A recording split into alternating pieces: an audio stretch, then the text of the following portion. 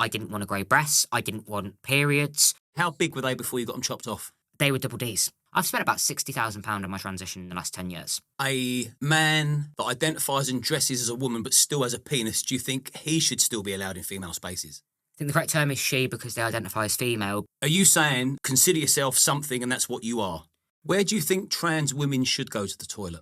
Is J.K. Rowling transphobic? Oh, I ain't going to sit here and lie, yeah. What's she said that's transphobic? You said earlier you can't help the body you're born in. I think you can't help the mind that you're born with. Gender is who you go to bed as. Sexuality is who you go to bed with. You're saying I'm a man, but I know that you've got a vagina. Between your legs, what does that currently look like? It's like a little mini penis. Can you actually wank it off? I don't understand the people who identify as cats. They're not the same as trans people. Let me make this very clear. That is mental illness, in my opinion. Do you think a trans man should be a mum? You get cross-dressers that dress up as fucking women and go into spaces. A trans woman isn't a cross-dresser. Men in women's spaces, stay the fuck out.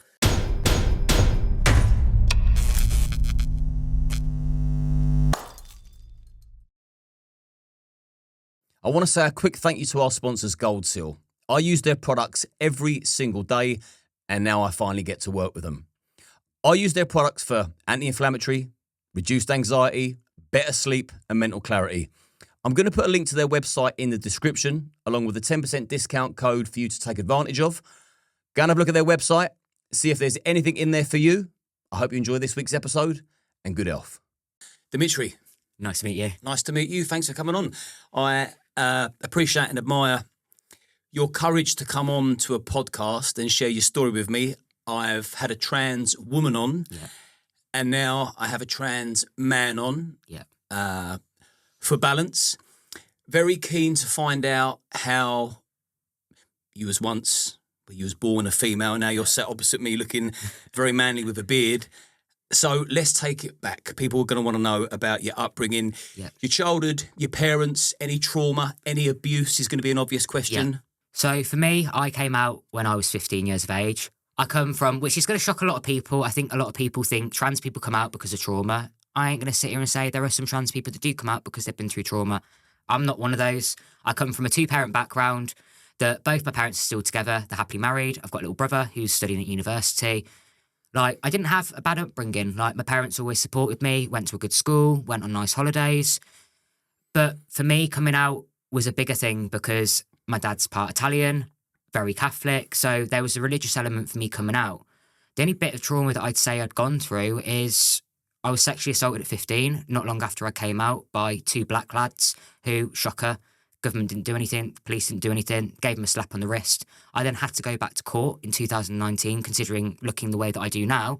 He'd done it to a minor, but then apparently, because there's no DNA evidence and because we were all the same age, the police didn't do anything. I then got sent to conversion therapy because, unfortunately, sometimes religion isn't the kindest to anybody that's a little bit different. They told my mum and dad I was going through shit at school. I was being naughty. I was being bullied. You name it. I was truanting.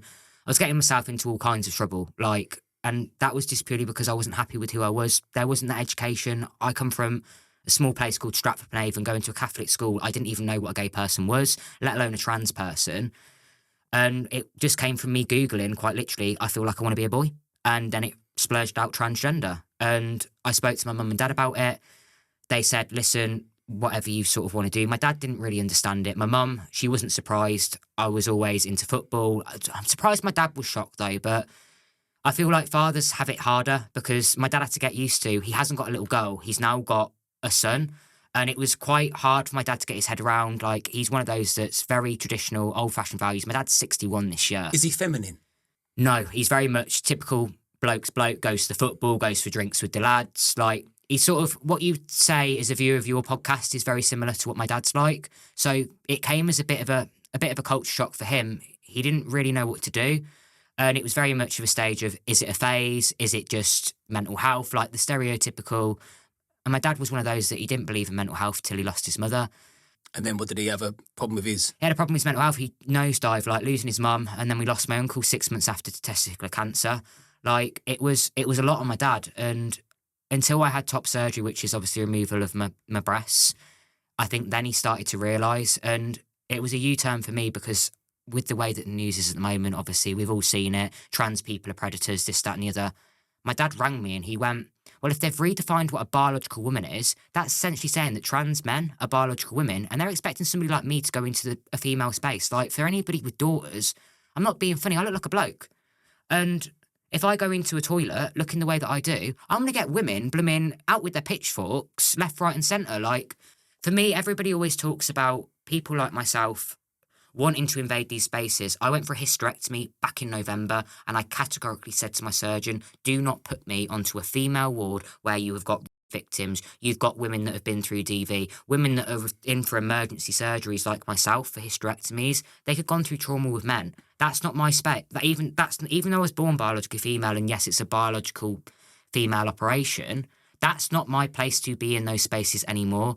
And the way I see it is, if I walked into a space looking like that, what precedent does that set? At the end of the day, if I looked like a woman, I'd understand it, but I don't. And there's going to be eyebrows raised if I was going into those spaces. I have to admit, I've always had a problem with trans women going into women's spaces because they're men. And I mean, I still view you as a woman in my eyes. Yeah. I know you feel very differently. 100%. And I'm curious to know what people listening and watching will think of this, because I've never actually thought to myself, well, what about trans men invading men's spaces? And for me, it doesn't seem like a problem, I'm going to say it. But I've never thought about it until now. I feel like, for me, it's more, nobody ever speaks about the dangers of it, of me going into a men's space, because obviously for me, I'll be open and honest, I haven't had lower surgery. Unless you've got £60,000 to give me or a 6-year NHS wait, I had to wait 6 years for them to tell me that I was who I said I was. Like, for me, it's more dangerous me going into that male toilet, because if a man finds out what I've got in between my legs, say they're saying at the UK at the moment, 90% of SA victims, SA assaulters even, are men. If a man finds out I'm trans in that toilet, what happens to me? I highly doubt that a group of men are going to stick up for a trans man in a toilet being assaulted than a group of women that could easily grab a trans woman off a woman. Do you know what I mean? If that makes sense. I feel like women tend to be more supportive of trans men because we haven't had that headlines. Like, you see the headlines of trans woman sexually assaults woman in female space, or trans woman sexually assaults this, that and the other. But you don't see that with trans men, because I'm not saying that any group doesn't have abusers. You can be biological women, for example. Like, I seen something in The Sun that hasn't been covered by Shock, UK press, nobody else has covered it. It was The Sun Scottish press for the women that went to the UK Supreme Court Justice ruling in London. Please tell me why one of those women, a biological woman, has committed crimes against children and has gone and assaulted children. You're telling me that trans women are the only abusers of children and women? Then why is one of your biggest spokesperson that have gone to court to define what a woman is, that your problem isn't trans women, your problem's men? And the problem is that we've got with these statistics is, I'm seeing so many cases of these trans women. They're not trans women. They're men who are pretending to be trans women because they know the minute you say you're a trans woman, you can get access to female spaces, and that is where the issue lies. The problem isn't with the trans community, it's with men infiltrating communities that are minority, and it's very quickly and easy to put out the narrative of trans women abusers. We've just had J.K. Rowling throw 70k at the women's movement, but they haven't realised is they've not done anything with this problem by redefining of what a woman is. I know I'm always going to be a biological woman. I know I'm not trying to change my biology. And it's why I always say biology, sex and gender are 3 separate things. Like, gender is what you identify as. Biology is your biological makeup. But my question is, to all those that are debating what a man or what a woman is, have you ever seen your chromosome? Have you ever gone and looked at what your chromosome is? Because it doesn't just exclude trans women from this space. They're never included intersex people. And for those that don't know what intersex people are, it's people who are born with the extra chromosome. There's so many people in the UK that might have that extra chromosome. When you look at women, think about it. There's not just going to be trans women that are affected. It's going to be biological women, those that are lesbians that might look a little bit blokish, those women with alopecia that might not have no hair, that might look more masculine. What are we going to do? How are you going to police the toilets, police all these spaces? Are you going to start asking me to keg my pants? Where do you think trans women should go to the toilet? The way I see it is, I didn't use a male space until I had what we call passing privilege. Like, as in, I look like a man, nobody's going to clock me when I go into the male space. But the way I see it is, there's more issues in the men's toilets. There's not cubicles. It's literally, you've got urinals and maybe 1 cubicle space. But where do you think they should go in an ideal world? In an ideal world, I don't see why it's such a big issue. Like, just go go and use the cubicle. Most people that I know who are trans women, in my opinion, our biggest issue is just going to the cubicle, going to do our business and washing our hands. I don't get, if there's such a big issue with trans women being in your toilets, why don't we make cubicles with a sink in there, a hand wash system, that then technically they're not interacting with anybody, and you put a camera in there. And I went into the toilets in the National Portrait Gallery, I think it is, in London. In the toilets in there, in the men's, there was a line of cubicles either side, and there was a big camera in the middle, and those cubicles had a sink, a hand dryers, and a toilet. There's your problem solved. Why aren't we making the toilets like that? So what's your opinion on the recent Supreme Court ruling? I think at the end of the day, it's just confirmed what we all know. Like, at the end of the day, yes, if you're talking from a biological standpoint, a woman is somebody who's born with ovaries, born biologically female with female chromosomes. What I can't understand is the ruling isn't really set. They've not really said much other than we don't want trans people in our spaces. They've not put no legislation in place. People don't realise this is going to take years to implement. So how do you think it's going to affect your community? It's going to on both sides. On both sides, it's negatively going to impact it. It's going to be. We've already got an influx of hate crimes anyway. Like, for trans women going into those spaces, we all know what majority of men think about trans women. We see it online. That puts trans women. I'm not, like, at the end of the day, the way I see it is, you've got various different forms of a woman. You've got a biological woman and you've got a trans woman. It doesn't mean they're any less of a woman just because they might have a dick in between their legs or they might have once had one there. At the end of the day, they deserve to be treated the exact same as everybody else. It doesn't matter what you was born as. So a man that identifies and dresses as a woman but still has a penis, do you think he should still be allowed in female spaces? I think the correct term is she because they identify as female. But for me, if they ain't got the way I see it is, if you ain't got your slong hanging out like you see Alpha, I hate to say it, but there's a woman called Alpha Bar on TikTok. But you have to take your penis out to go for a piss if you're a man. If you're a man, but you're in a cubicle space. In the women's, there ain't no urinals, so nobody's going to see if that woman's got a dick or not unless they're being a peeping Tom and looking over the... But the way I see it is, if you're going into the toilets and you've got a 5 o'clock shadow and you're not making an effort, then, do you know what I mean? You are going to get the questions, and I feel like there are certain people that... There is the thing called the transgender agenda that a lot of people see online. And it is, unfortunately, when we see trans people platformed, you don't see the ones like me that sit here and can speak to you openly without screaming the word transphobic, gender critic. The way I see it is, people have a way of thinking because they've either been exposed to something, they've either seen something in the media about trans people and they thought, that's what they're like. We make up 0.5% of the world's population. You've probably you probably even pissed next to a trans person for all you know and probably not even known about it. But because we're such a small minority, like, realistically, you're saying that there's so many attacks in female spaces. If we make up 0.5% of the population and trans women are part of that 0.5%, then the statistics don't make sense. You said something that got my attention. When I said about a man that dresses like a woman, identifies as a woman, but has a dick, and I refer to him as a man, you said, no, it's a she because he identifies. So are you saying that all that's required is for you to consider yourself something and that's what you are? No, there's a lot more to it. It's not... So many people think coming out and saying you're trans is just waking up and deciding I want to be a boy or a girl the next day. It's not. It's so much more complex than that. For me, coming out, it was me starting female puberty that heightened that. I didn't want to grow breasts. I didn't want periods. And, like, listen, before anybody goes, you've ruined your body, you've mutilated it. It was already messed up anyway. I had the intersex gene. I had an extra chromosome that meant that... I didn't know this until I'd spoken to my mum and obviously had access to my medical history when I went and gone and done TV. And I spoke to my mum about it. She went, when I came out, I had a little bit of extra hair on my back. I had to go through laser hair therapy. I've always naturally been quite hairy before I even transitioned when I was a female. You got a better beard than me.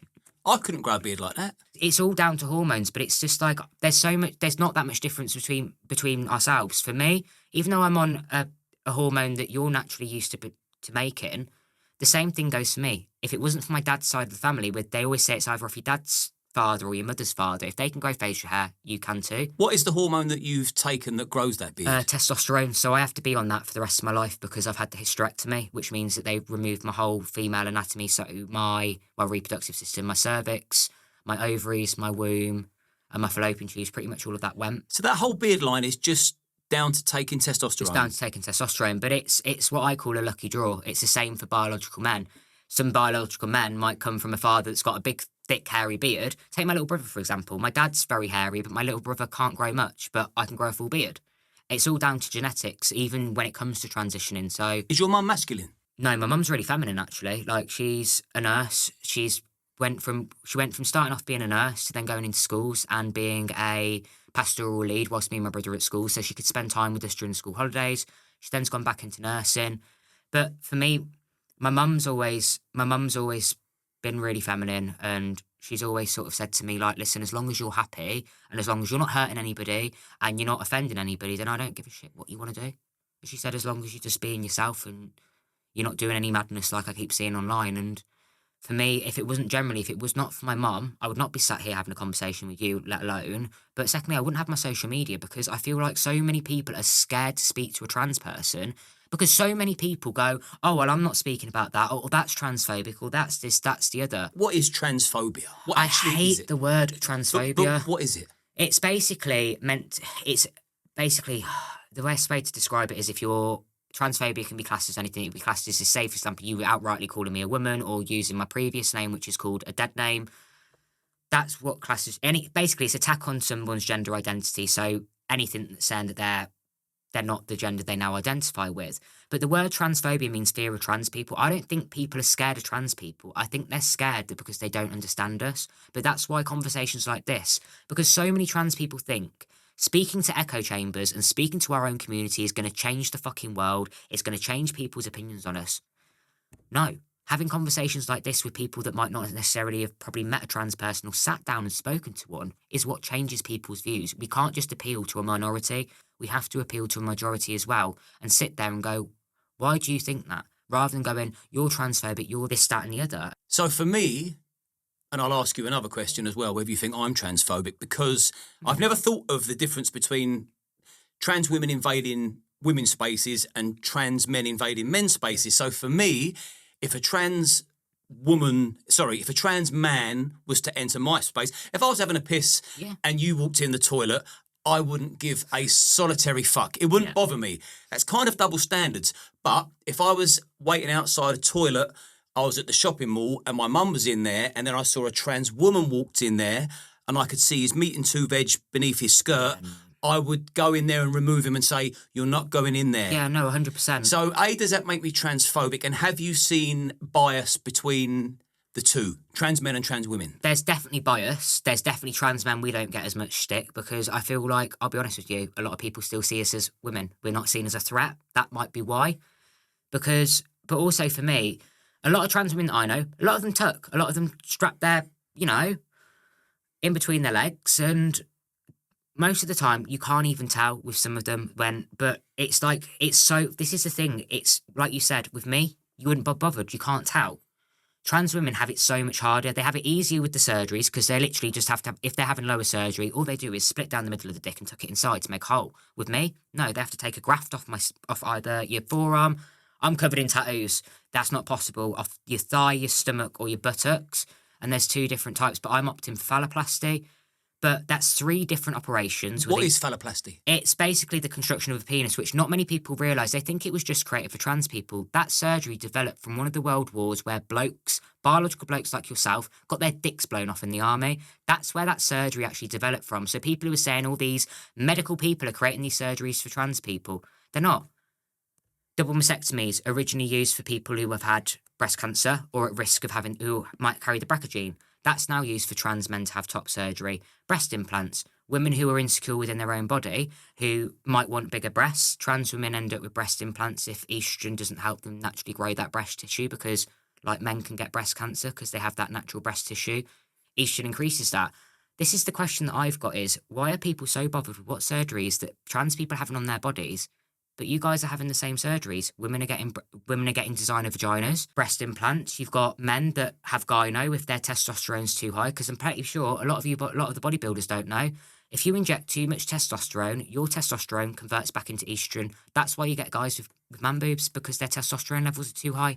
I think the problem is not so much the surgery, it's the fact that people are saying they've been born in the wrong body that people disagree with, and also people find it very hard to understand how a man can parade as a woman. I think that's and it's the female space, I think, is the main bone of contention. I think. Talk to me about surgery now we're on that before you I'm going to, just for people watching and listening, we got an ADHD maniac in front of me, and I've also got a touch of it myself, so I've got to keep this interview tight. So, remind me the word again where you have a... Phalloplasty. So there's two. I can't pronounce it. Do you get to choose the size of this penis? Essentially, yeah, but they take it off sort of your body mass index, so your height. I'm not going to end up with a 12-inch long because realistically, I'm 5'6". If I ended up with something over what I class 6.5 to 7, I'm going to be chucking it into my sock, and it's going to look disproportioned, and it's not going to look right. Tough old life. Do you know what I mean? It gets to pick my penis size. Like, listen, and it gets to get hard whenever I want it to as well because there's two different options for it. It's like. The Reebok pump version. Yeah, you got the pump, or you've got what I call, like the pipe cleaners when we were kids. But I'm not bending my dick into shape to get it to be hard. Most people opt for the pump. But the way I see it is, like, listen, the beauty of it is I don't have to worry about as hard as it sounds like. And I know for me, I always know I'm never going to get a woman pregnant the biological way. But I froze my eggs so I could have that chance because I was told, having stage 4 endometriosis, I'd never have the chance to have a biological child. I'd never have the chance to freeze eggs. And all of a sudden, they were like, yeah, you've got loads of eggs, mate, you're fertile.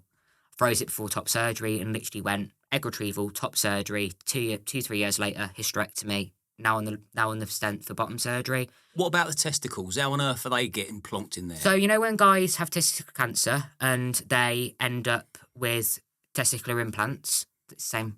They literally just create a scrotum and create an extra bit of skin and pop the balls in there, and it just has to get replaced every, I think it's 10 to 17 years. So you'll never actually get an erection through arousal. It has to be pumped. It has to be pumped, but you'll still get the feeling because they build... Basically, a woman's main centre point is their clitoris. Me being on testosterone is obviously what we call a clit dick or bottom growth or T growth.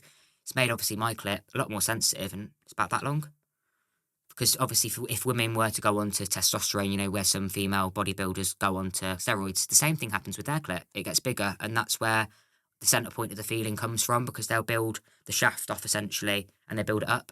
So as we live and breathe now, what stage are you at with your transformation? Or transition, whatever it's called? So I've had top surgery, which I paid for privately. Before anybody tries and says, I've jumped down the NHS route, I had to wait 6 years from 2016 to be seen by the NHS for my first appointment, right? That was to tell me that I had gender dysphoria on the DSM-5. I then had to be seen by a second psychologist to then put me through the same assessment to tell me that I'm transgender. I then had to be seen by a nurse. I then had to be put onto the NHS pathway, then be seen for 2 more times to make sure my hormone levels were under the correct range for a male and that I'm not doing any damage to my body, that they're not too high, not too low.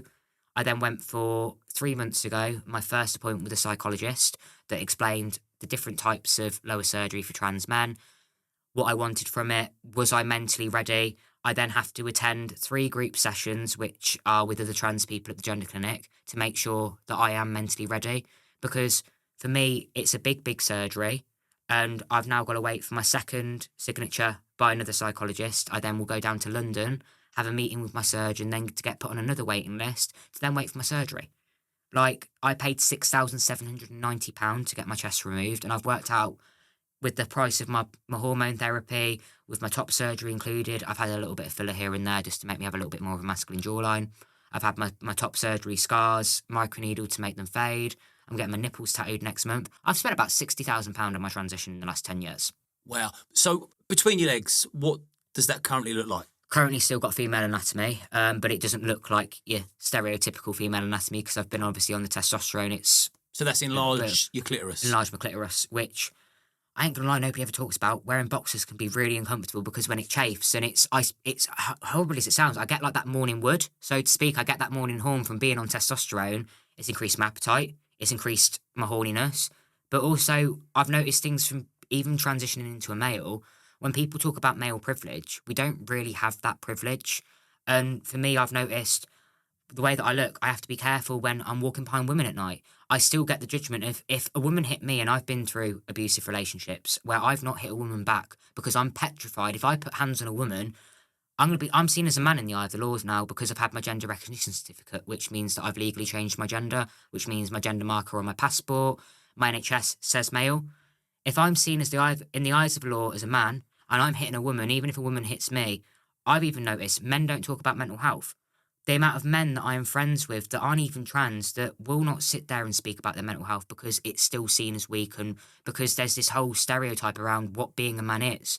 And I feel like there's, even for trans men, and when we see things like adolescence coming out and this whole lad mindset, incel culture thing, people don't realise that trans men are also susceptible of that because they are vulnerable and they don't actually understand unless they've got a father figure in their life or they've got somebody that can teach them the ways of manhood, like how to shave, going fishing, like your stereotypical guy things that my dad taught me. They're susceptible to thinking what a man is, and a man might not be the same way as what me and you think a man is. But also, I can't sit there and say what a man is because realistically, men and women come in all different shapes, forms, and sizes. You've got men who are 6 foot tall. You've got men that are maybe 5'2". So even with a vagina, which you've still got, Yeah. do you feel like a man, or are you at sort of crossroads?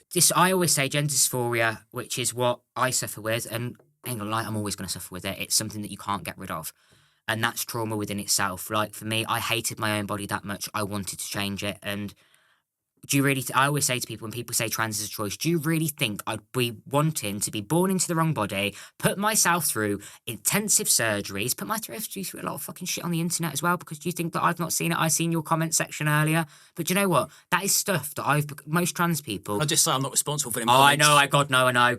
Like at the end of the day, I you got a sat there. deeper voice than me. At the end of the day, I sat there and I read them and I was like, I showed it to my mate. She was like, "You sure you're gonna be all right?" I was like, "Listen," I said, "that's the comment section, and I am so used to that." But the way I see it is, listen, if I had a choice, I'd choose to be born like you, mate. I wouldn't be choosing to be trans. Like, and when I said when I grow up, and I say when I grow up, I am grown up. When I grow up a little bit more, do you know what most trans people want? How old are you? 25. So how old were you when you first realised that you didn't like being in the body that you was in? So talk to me about your first period. I first started realising at 13, which was when I had my first period. I hid it from my mum. I was like, I don't want it. But my mum obviously found my bloody underwear and she was like, well, why didn't you tell me? I was like, well, why am I having this? I don't want it. I didn't want kids. But it wasn't because I didn't want kids. I didn't want to carry children. Now, I know there are some trans men that do carry children. Listen, that's your own bag. I'm not comfortable enough to do that. That'd fuck with my mental health. Like, the way I see it is, and it's a very mindset to have. And just before anybody wants to say anything, I'm not speaking on behalf of the whole community before my community try and berate me for saying this.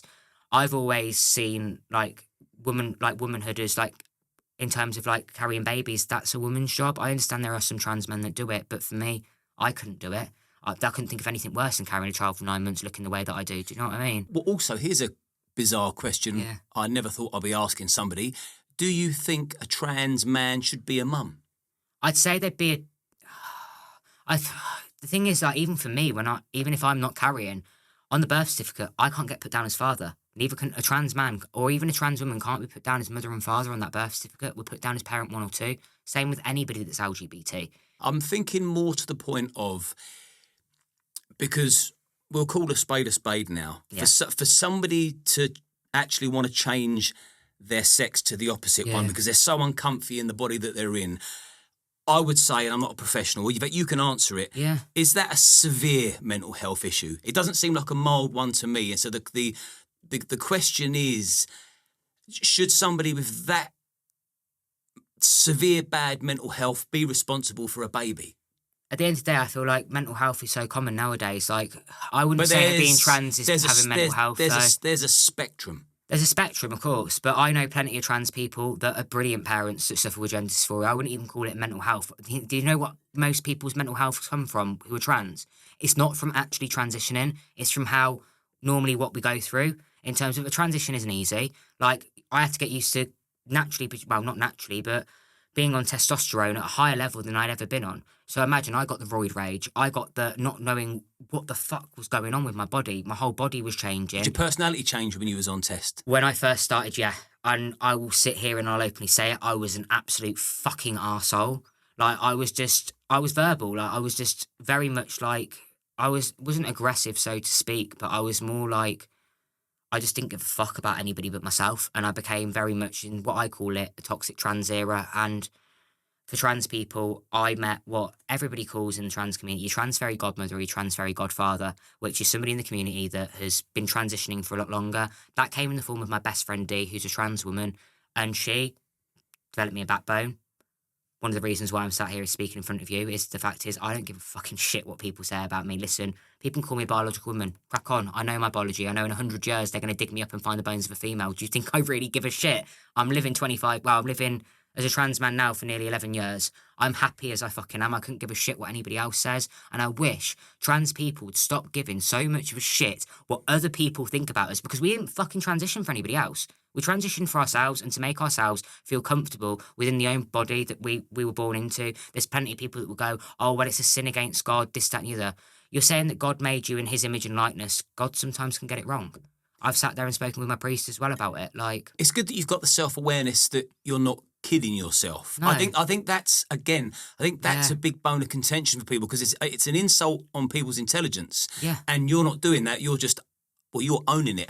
I strongly disagree with the female spaces part. Yeah. But where people don't agree on everything. Listen, we can agree to disagree, and that's the whole point. Like, listen, if we were all to agree in the world would be a very boring place. But I haven't got an irrational fear of you. No. Like, the thing is that I think that a lot of people think that trans people are these big, scary fucking people. And in reality, do you know what? I tell you what I want as a trans person. I want to settle down with a wife, go to IKEA with our kids, have a fucking falling out over bloody flat pack furniture, come home, go to sleep, wake up in the morning and nothing's happened. That's the life that I want. That's the life majority of us want. We don't want to be the fucking headlines all the time. We don't want this, that, and the other. Majority of us just want to get on with our lives and just live and not bother anybody. Like, the fact is that I'm even in the 21st century, we're having to fucking sit and have a discussion about where the fuck a trans person is going to piss. When I'm not being funny, Mr. Keir Starmer has got bigger fucking issues to sort out. Like, the way I see it is, you're saying that there's a crisis with mental health, gender services. I tell you what the fucking government should do. Instead of, they're saying that they've got all these people that want to work, right, that want to come into this country. I tell you what, yeah, immigration is immigration, the way I see it is. If you've got people that are generally wanting to come here and fucking work and add value to our system, doctors, nurses, psychologists, you name it, all the systems in the UK that are failing and we're outreaching for, the NHS being the fucking biggest one, why do not we do what Australia, Canada, America are doing? Why don't we say, yeah, I tell you what, our borders are open, but they're open if you've got special traded fucking skills. Why is Keir not sorting out the problems that we've got people who can't even put food in their fridge? We've got young mothers that are on the benefit system that can't even afford to feed their kids because the government are pumping money into shit we don't realistically need, or they're housing people that, yeah, I get asylum, fair enough, but there are people that are coming into this country and making more fucking issues than we've already fucking got. And do you know what I'm sick of seeing? And I will agree with Liam. People will paint you, and he who shall not be named, as bad people in the press say you're this, that, and the other. The same thing's happening to us, mate. And that's where we share a similarity. Me and you might be from two different walks of life. What's happening to the pair of us is we're being told, blah, blah, blah, blah, blah, you're speaking shit, you're not speaking sense. They're attacking people that they don't want speaking the truth. And to say, listen, at the end of the day, trans people aren't predators, we're not causing problems, but at the same time, there's predators in every single fucking community. There's predators in bloody number 10 Downing Street, for God's sake, and in the government, let's be real. Look at Hugh Edwards. Slap on the wrist, nobody's talking about him. Philip Schofield, slap on the wrist, nobody's talking about him. Shocker. Do you know what I mean? But for trans people, we're the easiest ones to target because... I'll tell you what, you're gonna convert a few people. I guarantee you're even going to get a few transphobics giving you a big cheer, that last speech of yours. Listen, I am who I am. I can't change the body that I was born into. As much as I fucking wish I could change my biological sex, I fucking can't. But people can change how they see us and just realise that majority of us do have similarities with one another. Like, I'm not just a trans person. I'm an Aston Villa fan, die hard, till I go home. Like, no, there's a few people that would debate that. Do you ever go out for a punch-up? You got a lot of fire in your belly. I thought, I wonder if he has a she likes a punch-up. Do you know what I like? I go to the gym, I do boxing, do you know what I mean? Like, it keeps my mental health strong, but it also helps with my ADHD as well. It keeps me focused, like, and that wasn't until I actually did TV. Like, a lot of people didn't realise when I went and filmed Go Hard or Go Home, and I will say there is one person that I never fucking thought I'd relate to, is Heather Fisher, who's an old England women's rugby player. And a lot of people know her. She's had alopecia. Me and Fish sat there, and when I say to you, she is the person that made me the man I am in today because she took a chance on me. She sat there and actually listened to me and made me feel validated and heard. She went, listen, I know you're not physically the strongest here, but I know you're the mentally the strongest. I have seen you beat a female in an arm wrestle. In fact, I've seen you beat a porn star in an arm wrestle. Albrook. Yeah. So how did you end up arm wrestling a porn star? I got reached out to on Instagram asking to come and do a blind date thing. And you know what? I like how she's like, for me, a lot of people see her as somebody that's a gigolo on the internet, that's like a girl that does porn and sells her flaps online for $9.99. there's a lot of people on the internet, and what I will say is, especially with a lot of the advocates within the trans community, they're not what you see is not, it's not what you see, it's what you get. A lot of them who are sat there on social media do not give a fucking shit about trans people. I'm sorry, I'll say it how it is. There's so many people that don't care. They care about their platform. They care about getting their voices raised. For me, I've been doing this for 10 years. Please explain to me how the fuck Liam is giving me a platform, but my own community will not give me a platform to sit down and have a conversation like this. Why have I never been endorsed by an LGBT organisation or news outlet? My conversion therapy story was meant to come out with Stonewall on Trans Day of Visibility. That got shut down because, do you know what I said to them? You haven't pushed that to the press. They sold my story as an exclusive to the BBC. And then I found out for a reporter that I'm very close with from my TV, I'm not going to mention their name. They didn't get that press release till Thursday, and it was coming out on the Friday. Why do your own community not support you?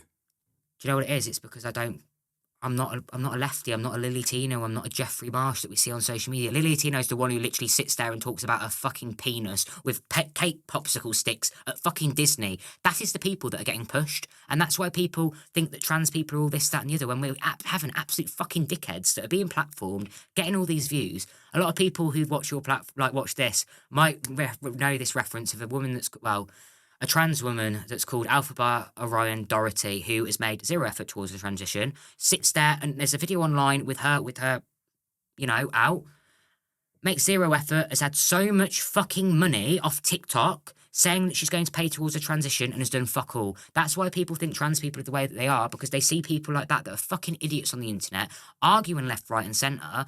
Like, I'm not being funny. Make a goddamn fucking effort. Like, transitioning, yes, is expensive. It's not that easy. It's very, very hard within the community. And like, for me, I feel like I don't get platform because, do you know why? I fucking say it how it is, and a lot of people can't stand that. I'm not going to sit there and tell you that you're going to transition within a year, get onto hormones and get top surgery. Shocker. I waited 7 years to get top surgery. Do you know why? Because your first 2 years on hormones is where your mental health can be at its weakest. It can be getting used to it. It's enough to throw anybody. Do you know what I mean? Hormones are a massive, massive thing. Did they make you depressed? They didn't make me depressed, no. I ended up with depression before I went onto hormones, but I had the depression around having my chest because the one thing is with gender dysphoria, before I went onto hormones, I didn't feel like I was a man. Got onto hormones, felt like a bloke. Had tits. Men don't have boobs. How big were they before you got them chopped off? They were double Ds. I had... That's a big, bold move, brother. I know. My mum went to waste. But my mum, it made me laugh because my mum said to me, she went, fucking hell, I help you grow them. Could they not have put them in a jar and fucking given me the back? I asked to see them in a jar and they said no. Well, some men keep their bollocks, didn't they? Yeah, I know. And I was allowed to keep my fucking breast tissue. Apparently, they had to send it off and test it for, like, cancer, but I'm glad they did that rather than me keeping it. But, like, even after top surgery, I then started feeling more dysphoric around my body and my body shape. And then I had hysterectomy. And there's one thing that I feel like a lot of people didn't talk about. Like, for me, I had that sense of dread because I know that I can't ever ejaculate in a woman and get her pregnant. That was the sense of dread for me, is that knowing that, yes, it's a final kiss goodbye to, I hate the word, womanhood. But for me, it was the sense of, it wasn't, I was upset that had gone. It was, the fact is, it was a reminder that I know what my biology is, and I know that to be able to have a child, I hate to say it, and I know it's not all about biology and stuff like that, but the way that my brain sees it is that I'm never going to have half my child be half of its mother. Do you know what I mean? Because essentially my egg's going to go into, whether it be a surrogate or whether it be a partner. That child is, like, do you know what I mean? Biologically speaking, and I hate to say it, and it's probably everyone's going to be like, oh, it's pandering towards TERF and transphobic ideology, but that's how I feel, and not many people will say that. For me, I know that I'm never going to be a biological father, but at the end of the day, that doesn't make me any less of a dad, because I'll still love that child as if, do you know what I mean? As if it's still biologically mine, but it's bittersweet. And there's so much stuff that there's so many trans people just won't touch on it because they're scared about what other people think. How old were you when you transitioned? I started transitioning at 15. My parents were one of those parents who never let me medically transition until I turned 18. They said to me, one, a lot of people disagree, but I'm glad that I did it. I experienced gender dysphoria to its fullest because I had periods. I went through female puberty as a whole, but there was a point after conversion therapy that I detransitioned back to my previous self, not for the ways that people think, but it's for safety. I was fucking petrified that they'd send me back somewhere where I was being abused. And I thought, fuck it, if I can do 2 years by just living a lie like I had been before I came out, waited till I was 18 to come out. And I didn't know what it was at all until I got sectioned when I was 19 years of age. I got made homeless. I'd just come out of a DV relationship. I lost my career. I fucking lost everything. Was the relationship with a man or a woman? With a woman. I've always been with women. I've never been with men. Like, I've never been attracted to men even when I was a female. Like, So did you come out as a lesbian first or trans first? came out as bi, lesbian, trans. I did the stepping stone process, which it was kind of like dipping my toe in the water to sort of test how people around me would react, because nobody in my family is anything of what I call the alphabet mafia, the LGBTQIA plus community. But if we're going to keep adding letters on, like, do you know what I mean? But for me, like, it was different because I was like trying to see how I could gauge it with my parents and see how the people around me, my nearest and dearest, would react, because my biggest fear was coming out and not having anybody accept me. And it was like, it wasn't that my dad didn't accept me, he just couldn't wrap his head around it. Don't get me wrong, there's sometimes my parents will slip up and my mum might accidentally call me my previous name because she calls me Dem for short. But I'll be honest, my previous name was Emily. My mum used to call me Em, but me and my mum compromised and she calls me Demi because she used to call me Em and Emmy when I was a little girl. So your birth name is what you call your dead name? Yeah. But you do take umbrage if somebody refers to you by your dead name. What's the deep-rooted issue there? I think for me, because I'm no longer that person. It's not just you, is it? No. So the dead name is because that person essentially is sort of dead, so to speak, in a poetic way. Is there not part of Emily that you still love? Do you know what? If it wasn't for Emily, I wouldn't be the man I am today. And that's the way I look at it, and I wish a few of the trans people would look at it like that. Like, don't get me wrong, like, the way I see it is I view the world a little bit differently, and the way I see it is I call it two brains. I see the world from a man's perspective, but I've also know what it's like to live as a woman. So when it comes to, like, women saying that they are in fear of their safeties, the way I understand it is the issue isn't with trans women, it's the issues with men, and that seems to be the majority of the issue with women at the moment is men. The point of the conversations is always mentioned in that conversation. It's never just the trans community on its own. And I get, obviously, because trans women, biologically speaking, are biological males, that's easy to pin that narrative onto. And especially when it doesn't help when J.K. Rowling's saying that men are... Like, I'm sorry, but you get cross-dressers that dress up as fucking women and go into spaces. A trans woman isn't a cross-dresser. And so many people, even on your comment section, there were people talking about what was it like to get my dick cut off. Well, hate to break it to you lot, I ain't got a penis. Like, even when it comes down to some of the They probably... Yeah. If they I get it confused. If I put a tweet out, they probably thought I was talking about a trans woman. Before I started exploring this whole trans madness, I didn't know. No, I'm still trying to keep up talking to you. Like, fucking hell, trans woman, trans man, woman. This is what I mean. And, like, for me, I've always said I'd love to speak to more people like yourself. Like, people go, J.K. Rowling is the biggest transphobe. I'm not going to sit there and say what we all fucking know, but I'd love to sit there and ask her why. I'd love to sit across the room. There's plenty of trans people that would sit there and probably even sit here, mate, shoot the mouths off at you, get violent, get the whole, well, I demand this, and this, and this. I want to sit across from somebody, and the way I see it is when people call transphobia is learnt and taught behaviour. You have heard that from somewhere to think that about a group, right? Is J.K. Rowling transphobic? I ain't going to sit here and lie, yeah. What's she said that's transphobic? Well, she paid £70,000 towards... She said that all trans women are predators. The book that she wrote about... I can't remember the title of it to name... I read the book, though, and I can't remember the title. She basically insinuated that trans women are men who dress up as women and they go and abuse women and children. And I'm sorry, but I don't really know most trans women that I know are more concerned about their bloody hair extensions. But is she not talking about the ones that have committed crime rather than putting you all in the same bracket? I think so, but she's put us all in the same bracket by doing what she's doing at the moment, because she's literally turned around and said all trans women are this, that and the other, and I'm like, that's why I've said, like, I don't think that JK's actually met a trans woman. Like, I don't think she's actually met a trans person that will sit there and go, okay, why do you think that? Because for me, I want to understand what has made her get to that point of why she thinks that about people like me. I want to understand, like, why people think the way they do about trans people. Why do they think that we're mentally ill or we're fucking abusers or whatever people want to say? I want to understand why your brain has gone from that to that, and then I'll explain my point of view and see if we can come to an agreement. My point isn't even sitting in front of you. I'm not here to change your mind or change your opinion. I'm just sitting here speaking about what I've been through, and if that changes your mind and changes your viewpoint, or even if one person sits there, like, I think we've come to a common agreement that there's bigger issues going on at the moment than people like me. We make up 0.5% of the population. Look at how many people are coming into the country. Look at all the fucking other issues. Look at the statistics for other things, like knife crime, like young lads getting into fucking groups and getting into county lines and getting into prison. Like, why are we not looking at issues like that than looking at a fucking community that's 0.5% of the fucking population? Like, realistically, what damage are we going to do when we make up that much? I will agree you get not you, but the whole. Well, the thing is, the trans ideology is despicable, in my opinion. Transgenderism, not so much, because you can't help you said earlier you can't help the body you're born in. I think you can't help the mind that you're born with, and you can't battle your brain. It's very difficult, especially if it's wired up differently to the next person's. But it's certainly mine. I'm quite happy being short, fat, and bald, and manly. What's FTM bottom growth? FTM bottom growth is what I spoke about with where your clit gets bigger. So it's called what we call a T-dick, clit dick. There's so many ways, or some people call it their dick. There's so many different that you've probably seen me refer to on a panel as that. But like it essentially looks like this is such a disgusting way to describe it. And I really hope nobody takes it out of context what I'm going to say. But it's like a little mini penis. Like it literally, like it's even got a foreskin. Like can you actually wank it off? Mine's big enough too. There's some people that I've seen who've got... It depends on the person though, because there's some people that have got massive bottom growths like that. There's some people that have got that, but it's a lot more sensitive. So for me... That's wild. Even when I have sex now, like... even How do you have sex? With your clit? I'm going to sit here and lie. I've got a 3-in-1. So it's stand to pee. So it's like, I've got one and I paid a lot of fucking money for it. It's about $600. I'm not expecting all trans people to take my advice and go and buy it.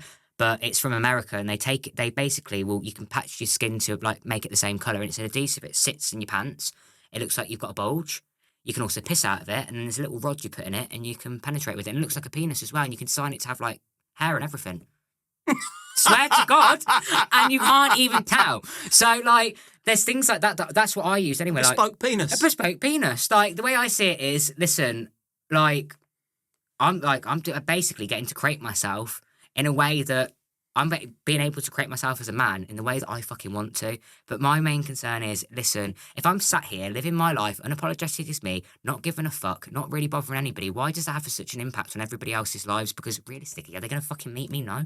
That's the way I see it. Listen, if you want to identify as a fucking toaster, I don't understand the people who identify as cats. They're not the same as trans people. Let me make this very clear. Like, people who identify as inanimate objects or identify as fucking cats and shit like that, that is not trans people. That is mental illness, in my opinion, because I'm sorry, I seen your tweet about the animal, about the kids in school. I had a conversation with... And it is a thing. It is a thing, because my friend Rose said she's got a girl in her class at the moment. I won't mention her last name because she's a teacher and I don't want to get in trouble. We had a conversation recently that there's a girl that is asking to be a cat. And she said to me, and she works as SEN, she works in inclusion, she went, there are some people that you can tell are generally born into the wrong body or generally transgender or, like, do you know what I mean, generally questioning their gender identity. But that I can't get behind. Why do you think this whole trans phenomena is becoming more and more popular within youngsters? Because there's a lot of schools out there where, like, there's a percentage of class that are going through transition. Who's indoctrinating these children? Because there's no way that there's that many people born with body dysmorphia or dysphoria. Something is getting into the minds of young kids, I believe. What are your thoughts on that? See, for me, I've always said that I don't believe it should be taught in primary schools. I believe you're an exception to the rule, by the way. Like, for me, I don't believe it should be taught in primary schools. I think LGBTQA education is so important because, for me, I sat there and thought, what the fuck is wrong with me? I thought I was an alien. That was what made me want to kill myself, is because the education wasn't there, that I thought there was something so fucking wrong with me. I wished I was born normal. Like, at conversion therapy, when they were praying for me to be straight, praying for me to go back to my original form.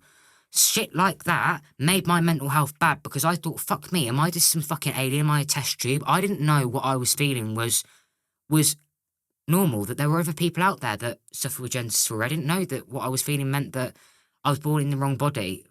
But the way I see it is those points started at puberty level. And I think when it comes to high school and stuff, like we're teaching kids about sex education, they're going to be, when kids are discovering their own bodies, which tends to be when they're going through puberty. What about those children that are feeling like me, that are going back in themselves? And let's be real, CAMHS are fucking shit, the mental health services for the UK. They literally told me when I was self-harming, this is where you do not cut because it could be fatal. Why the fuck are you telling a kid that's a prolific self-harmer, hence why I'm covered in tattoos? What stage in your life were you self-harming? I was self-harming from the ages of 15 to 18, but that was before I started hormones, and it was because I was just so unhappy within my own body. So you was full of self-loathing?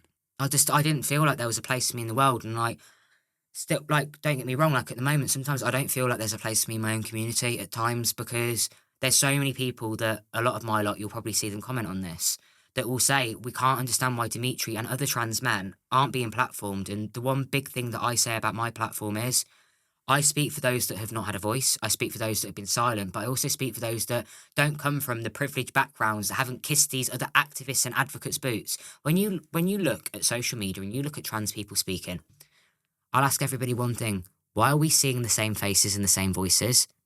Give new people a chance. And get Jeffrey Marsh off. I fucking hate Jeffrey Marsh. That fucking man has caused so many problems, and I will tell you now. Go on, Demitri. The root fucking cause of all these fucking issues is TikTok, COVID, because when fucking COVID happened, I will tell you now, I am one person that's been out for fucking nearly 11 years. We did not have these problems within the community. We've got fucking infighting within the community. It's a case of who's got the bigger fucking sets of tits or who can swing their fucking knob the biggest. I am sick to fucking death of it. And you know what, yeah? If the community want to say this, that and the other about me, fucking say it, because at least I'm saying the truth. At least I'm saying we're not fucking perfect. At least I'm not giving the retrospective out to these young trans people that you're going to be absolutely fine. You're going to get fucking surgery within a year. You're going to get hormones surgery within 2 years, hormones within a year. No, you need to be, your main fucking focus before transitioning is making sure you are mentally and physically strong enough and you have that support around you, because if you fucking don't, that's why the suicide rates are there. Listen, not every person is going to accept you,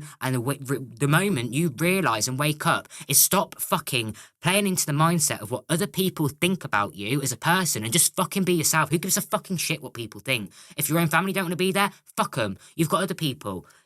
The way I see it is I've got chosen family and I've got my biological family. I've got my chosen family full of my friends, people from the community. I say people within the community, I fuck with a certain few, but not a lot. But the way I see it is I'm sick to fucking death, because what precedent do we fucking set when we're at each other's throats? You see trans people calling each other left, right and centre on the internet all the time.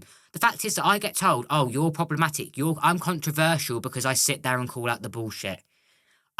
There was plenty of times where I've had to tone it down a little bit. I don't do the call-outs like I used to because I'm getting fucking too old for it. And do you know what? I'm sick of it at this point. I'm fucking sick of it. I'm like, what is the fucking issue now? I'm like, they're like, oh, so-and-so said this. And I'm like, well, stop fucking watching them. Who's the other one? Dylan... What's his surname? Dylan Mulvaney. He was on the Bud Light advert and the sales absolutely plummeted. Yeah. They went woke and then they went broke. What about him?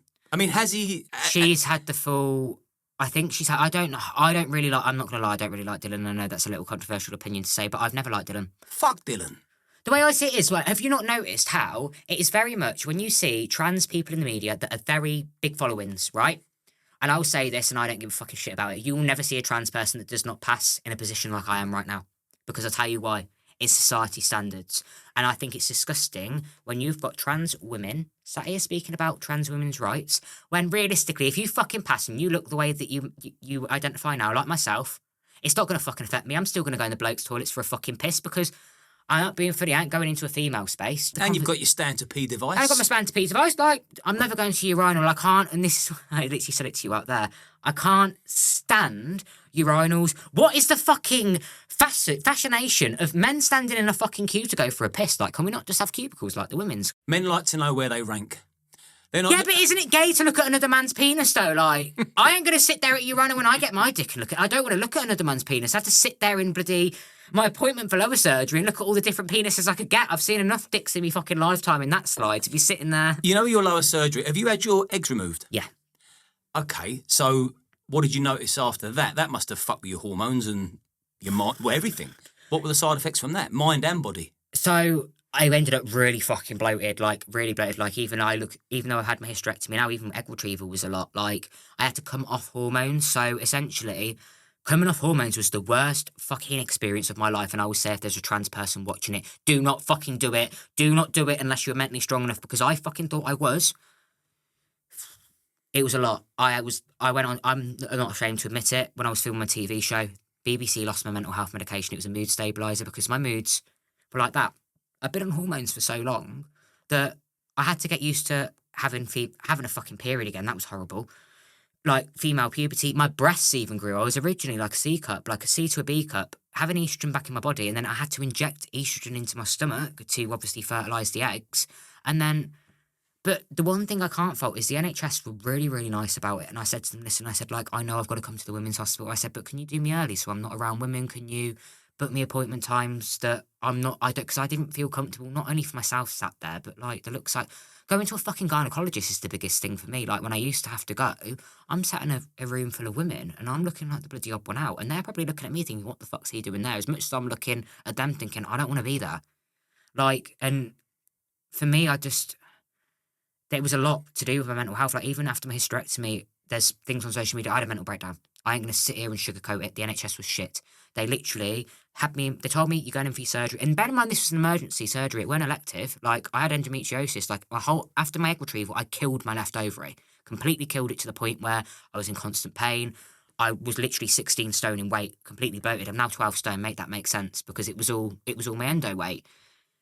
Going through that was fucking horrible. Like, it was my first ever operation on the NHS. Like, it's the only one I've ever had, because everything I've had, even my tonsils got taken out privately because my mum and dad had private medical insurance, and you know what the NHS is like, trying to get tonsils out when you're a kid is a nightmare.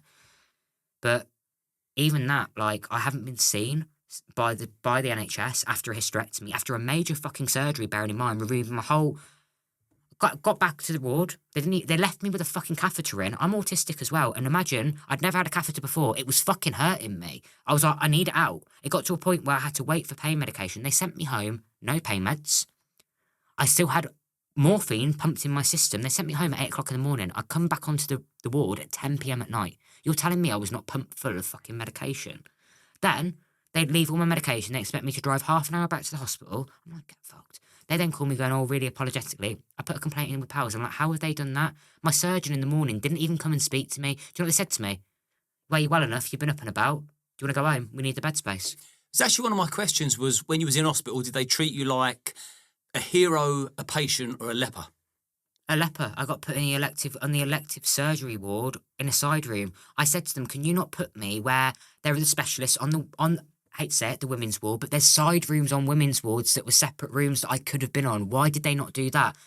This is what I can't understand, is like, I'm trying to access these services not only just for myself, but for health reasons as well. It's not like it was an elective surgery. And I just thought, I rang up the NHS going, go on, I need you to rip out my reproductive system. My reproductive system was dying on me. I don't even fucking know what went on in my surgery still to this day. Look, my GPs were literally ringing the hospital for my hospital notes. We only got them 2 weeks ago. They were like, oh yeah, everything's fine. I've had no discharge letters. I've had nothing. My discharge summary when they gave it me was blank. What's the dating scene like for you now? Who are you attracted to? Who's attracted to you? And where do you find each other? I've dated various different types of women. I've dated trans women before. Do you know what I mean? But I've only ever dated a trans woman that has had lower surgery, that she's had a dick gone. For me, it's preference. And people will call people transphobic who aren't trans for saying it's preference. Like, listen, if I don't like dick, it doesn't matter if it's on a man or on a woman, I don't want to go near it. Sorry. Like, that's the way I see it. But you don't mind if they've had one previously? Don't mind if they've had one previously. Like, vagina's a vagina, do you know what I mean? Half the time, you can't even tell with some of them. Like, my old best mate, Ruby, like, my mum, I love my mum's pieces. Like, I brought Ruby round to meet my mum. And my mum's very much one of those people that she'll just ask any question. She don't give a fucking shit who you are. She'll just ask it and say it how it is. Sometimes my mum's not very, soft with her approach. She went, can I see your vagina? And Ruby just went, yeah. And I'd never even seen my best mate. I was like, fucking hell, it looks like the real deal. Like, some of them, like, you can't even tell. And the way I see it is a vagina is a vagina, do you know what I mean? Like, it's one of them. But for me, I always date women. I've dated bisexual women. I wouldn't date a lesbian because a lesbian would see me as a woman still, and sexuality and gender are two different things. And it's the best way to describe it to you is gender is who you go to bed as. Sexuality is who you go to bed with. So for me, think about it. I'm a man. I go to bed as a man, but I'm what would be called a straight man, regardless of what I've got in my downstairs area. I'm going to bed with a woman. That makes my sexuality straight, regardless of what I've got. Which it's a massive conversation. I know your cogs are wearing and going, well, how does that make you straight if you've not got a penis? There was about 100 different thoughts going through. I could see it through my mind. You can see why people's brains go, because you're saying I'm a man, but I know that you've got a vagina. Yeah. So. Even that was one of the things that was going around my head. If at the end of the day, if I didn't say that to you, or you didn't even know I was trans, looking past me in the street, you wouldn't know. And this is what I'm trying to say. I did on my Instagram, and I'll have to send it you afterwards. We did a social experiment in London on Easter Sunday, and it was like, spot which of these people you think now legally in the UK have to be in a biological female-only space. Please tell me why the British public couldn't even clock who was trans. I thought I was a biological man, but the British public have not thought like what I said to you. You've been on the telly a few times, haven't you? Been on the TV for Go Hard or Go Home. I was the first trans man on a BBC reality TV show. That, of course, never got covered. Shocker. I've done... What, they'd done the pilot and then didn't take it any further? Done the pilot and it never got covered that I was the first trans man. I'd done the first 3 episodes and it was just like it was sort of brushed over. I was the first trans man for TikTok UK to use on a solo campaign where they asked me, and I didn't bullshit. I sat there and said it how it was, and they were like, "We like it." I've sat there and done interviews with ITV News. Like I've been around. Do you know what I mean? Like I've sat and had hard conversations.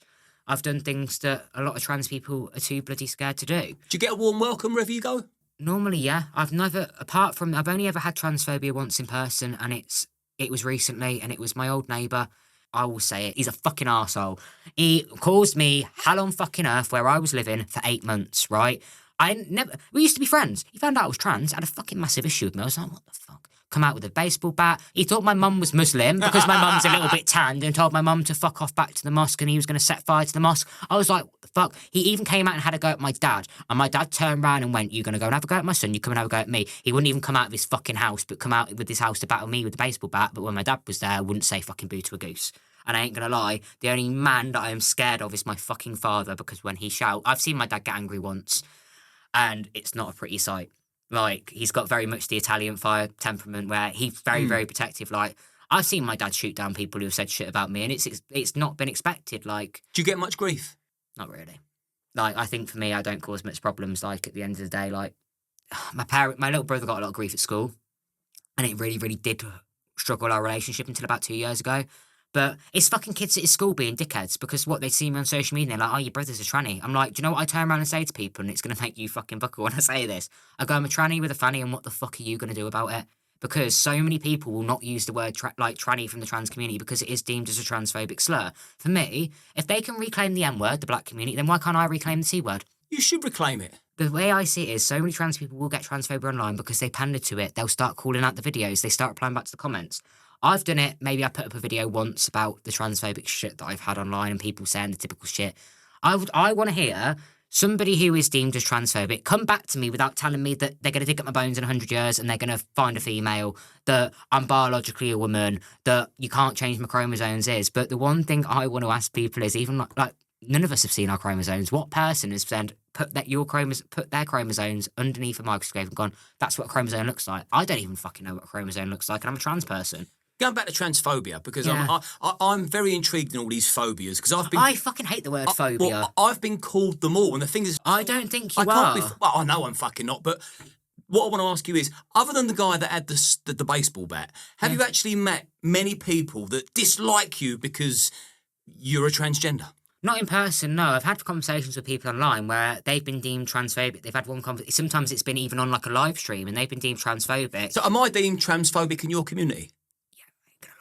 Am I? Yeah. Well, this will show them, won't it? Listen, if you were transphobic... They'll turn on you, not me. Oh, listen, it's not been the first time, mate. I'm used to it at this point. Listen, at the end of the day, I will say it how it is. I don't stand for a community. I'm sat here speaking from my own experience. I don't call myself an advocate, an ally. Some people might call me that. Some people might say I'm the voice for trans people. Do you know what I am? I'm a trans person on the internet that's just sharing his fucking experience. And if people relate to it, crack on. And do you know what I always say? Like, listen... There's a lot of people that can relate to people who are transitioning because do you know why? We all transition in life, don't we? We transition from a baby into toddler, into a young child, into young adolescence, into adulthood, into being a fucking old age pensioner. Not quite comparing apples with apples here. Oh, with apples. But yeah, do you know what I mean? Like, we all, at the end of the day... Like, I'll tell you what, have you ever worked in sales? No, I haven't. Actually, no, I don't know if recruitment's classed as sales, though. But very much, yeah. It's your calling. But the way I see it is like, listen, conversations like this need to be happening because... it gets a greater understanding. Like, if you hadn't probably sat down with me, you probably wouldn't have even understood what trans men go through. You wouldn't have understood that... Like, I still don't.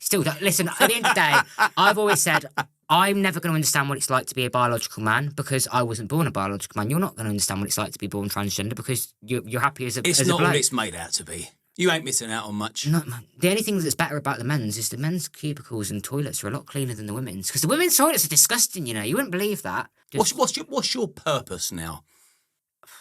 Is it personal or is it what I do on social media or... As a human being, talk from your soul for a minute.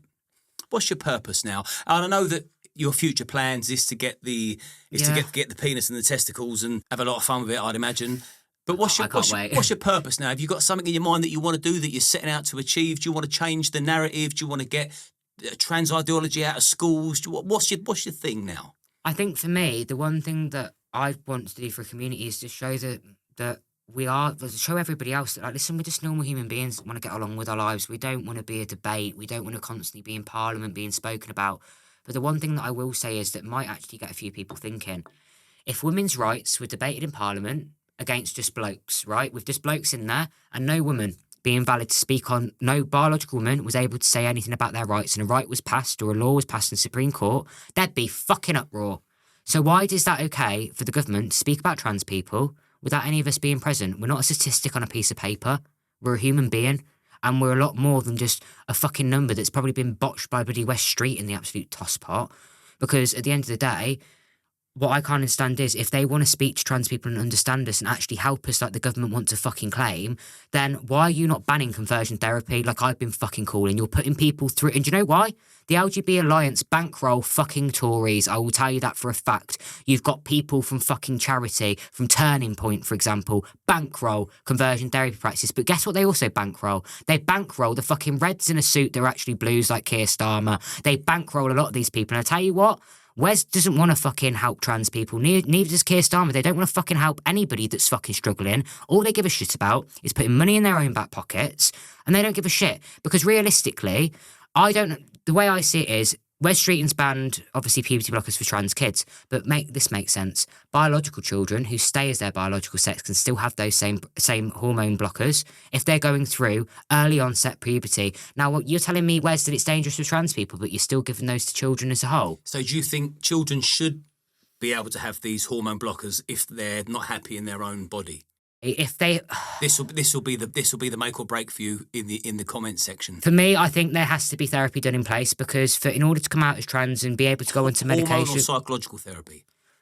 Psychological, because in order to come out as trans in the UK and go on to medicine, you have to have lived as a trans person for 2 years, and I mean fully lived as a trans person, lived as a gender you want to identify as. The way I see it is why are we not doing that for 2 years with those children instead of just going, here you go, mate. Here's the fucking puberty blockers. I don't know how it works for trans children because I wasn't ever one that went through the process. But instead of that, why are we not sitting down and why are we not going, do you know what? We'll put you through 2 years of therapy.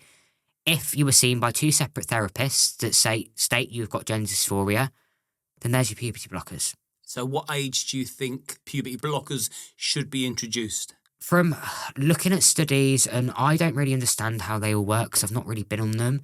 I've been on what's classed as a puberty blocker because it blocks estrogen when I was menopausal, and that just fucking made me have like the menopause symptoms, and it was horrible.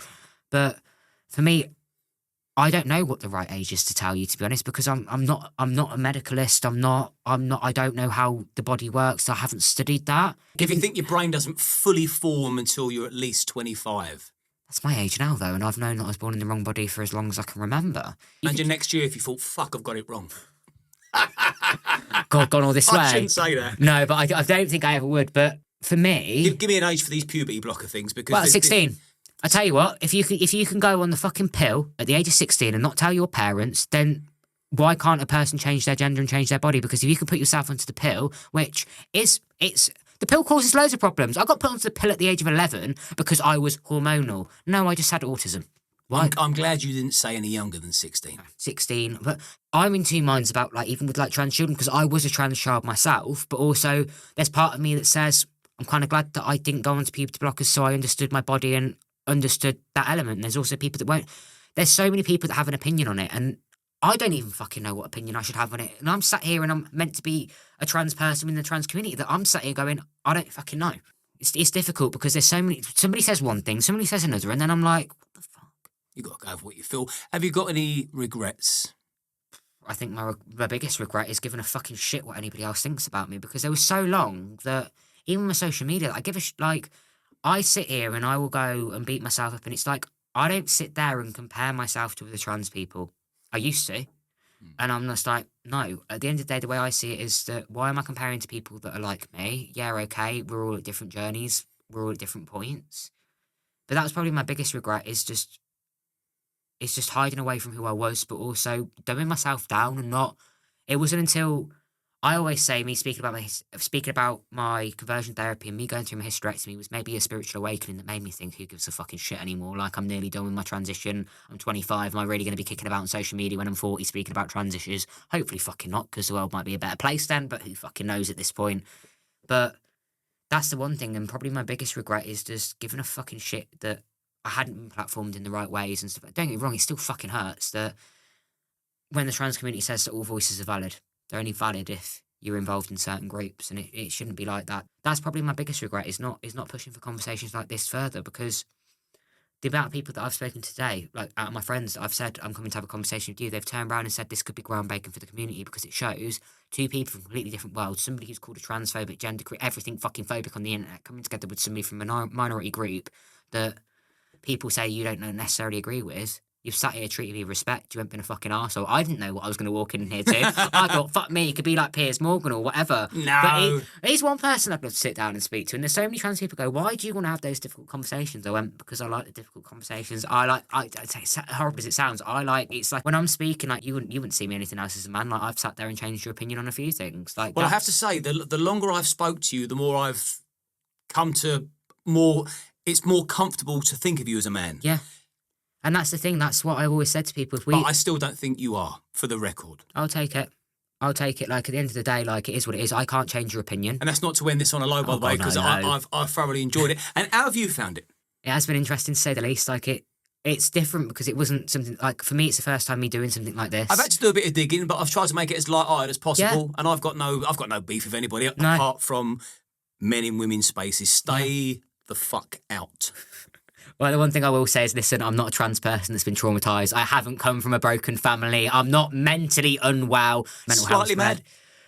Listen, we've all got to be a bit fucking mad in this world, especially to be speaking about the shit that we're speaking about. Let's be real, and even to do it on social media. And I'm not excluding myself from being slightly mad, by the way. I feel like everybody's a bit mad in their own ways. Like, let's be real, I think COVID fucked us all up in our own ways, and being locked in our houses. Who isn't fucking mad nowadays? Do you know what I mean? Yeah, COVID took its toll on me. But yeah, for me, really, if you're not a little bit mad, I find you a little bit boring. Yeah. And you're certainly not that. Dimitri, I've enjoyed this. Likewise, mate. I respect your strength coming on, especially knowing that I've got slightly different views to yours. But on a whole, you're a fucking good bloke. And you, mate. Good help, Thank mate. you. Cheers.